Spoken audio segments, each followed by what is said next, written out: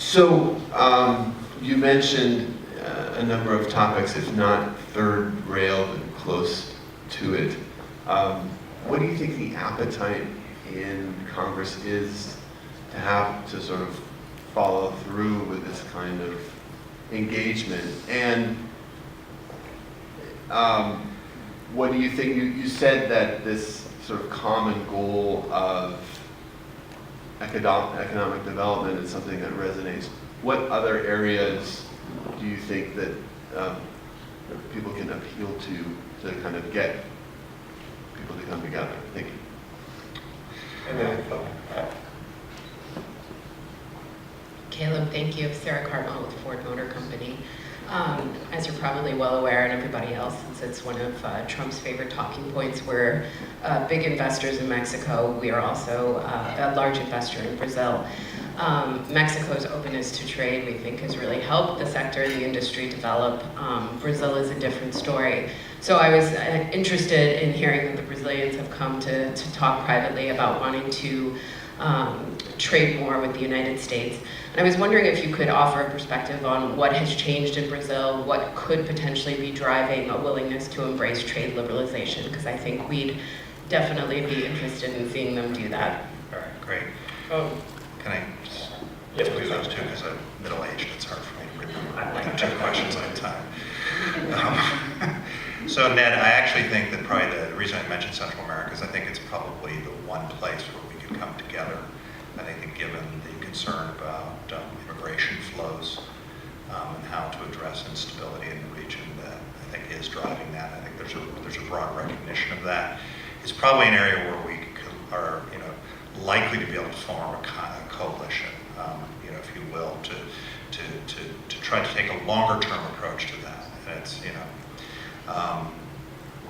the real challenge is there's no rebate there anywhere to sort of be the counterpart. So that's why this accountability structures and engagement is so important. But I do think that that's an area. The growth is actually the context for dealing with the other issues that others will be interested in, security, for example, countering criminal threats, possible terrorist threats, although you really shouldn't exaggerate those in that part of the world. I think that those are the kinds of issues that are going to be part of this discussion. The real challenge is going to be how to keep it strategic and how to keep it so that we are actually empowering the executive branch to do this. That was actually the secret to what happened with Plan Colombia. In terms of your question, right now it's incipient, and I think that what it's really driven by is the collapse of the commodities market. I think that they've come to understand that the good times that they had, which were good times actually, there was a lot of money flowing in, are not likely to return. And I think they also are looking at what the Argentines are doing in terms of how they're looking. I don't want to exaggerate where they are because they're still Brazilians. And as you know, when you go to Brazil, it's the most self-referential country in the world.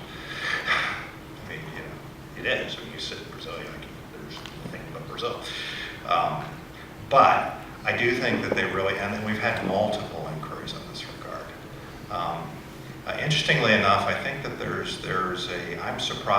I've been surprised how much people seem to be interested in getting there. They realize that with all the politics that's going on, with all of the corruption scandals and everything else, that fundamentally they know they've got to get the economy back on a better footing.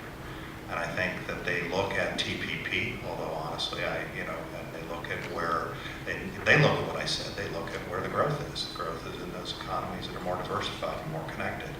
And so I think they're starting to understand that they need to move in that direction. I honestly don't know that they know how to get there, but at least they seem to be interested in starting the conversation. What are you hearing from our current partners, whether NAFTA or CAFTA-DR, in terms of their response to TPP? So what we're hearing is particularly from the textile sector, the textile producers in Central America are very concerned about how particularly Vietnam will affect them. And from the agricultural sector, interestingly, the ones who really come up and talk to us are the sugar producers. They're very concerned as well. I'm going to be honest, I don't really sense a lot of urgency in responding to those concerns at this point. I think people are looking at, first, they want to digest TPP. I think the reason they're coming up is they want to make sure as we go through that process that we are aware of these things and be mindful that we may need to do something. I don't know whether anything we did on Central America might possibly have a trade-related component to it, or something that could be developed through the Finance Committee as a trade-related component. But I think it's worth looking at in terms of, because I do have a concern about it. Just from a parochial point of view, I think that the North American production platform is an important part of our global competitiveness. And there's a real interest on the part of the Mexicans that we not work just in parallel, but that we work together to integrate Central America into that North American production platform, both for stability and for opportunities for economic investment and growth from them as well. So these are the kinds of challenges that we're looking at, thinking about. And I do think that understanding what the potential impact of TPP is on that North American production platform is important for us. Great. Well, please join me in thanking Caleb for his remarks.